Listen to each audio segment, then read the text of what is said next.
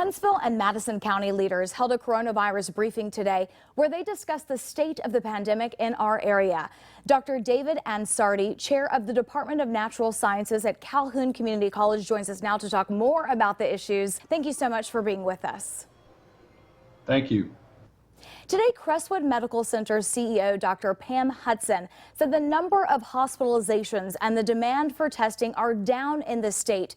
And the 14-day test positivity rate is now 5% compared to 8% statewide. So how do you interpret these numbers as it relates to the virus in our community?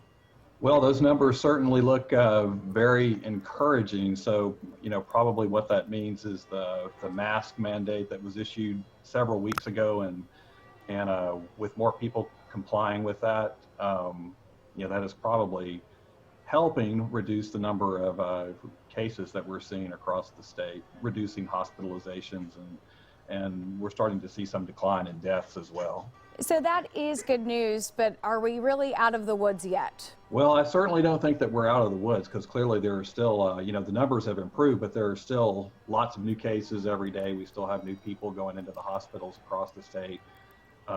More people are dying across the state every day. So certainly while the virus is having a little bit of a harder time finding new people to infect, which is a good thing, it's still out there. So if we let our guard down, it's very possible we would start to see those cases go back up. Labor Day is also coming up, and based on what we know about the virus, should we anticipate an uptick after the holiday?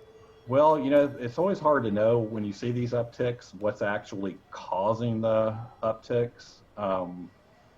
Certainly anytime you get together with large numbers of people who are not from your household, that's going to increase the risk of people transmitting the virus. And especially indoors, if you're outdoors and you're maintaining good social distancing practices and so forth, that's going to reduce the likelihood of transmission. So if you are going to the beach for Labor Day, stay 6+ feet apart from other families and groups on the beach. Don't rub elbows unnecessarily with other people at the beach or in restaurants or in stores and so forth when you're traveling. Any other information that would be important for us to know? Try to make sure you're getting your news about COVID-19 and the pandemic from reliable sources. There's all kinds of, don't get your news and your information from memes that are being circulated around on Facebook, which usually have political motivations. The virus is still here. There's still lots of people who are getting it. There are people who are getting sick. There are people who are going into the hospitals. There are people who are dying. And so we want to try to decrease those numbers as best as we can.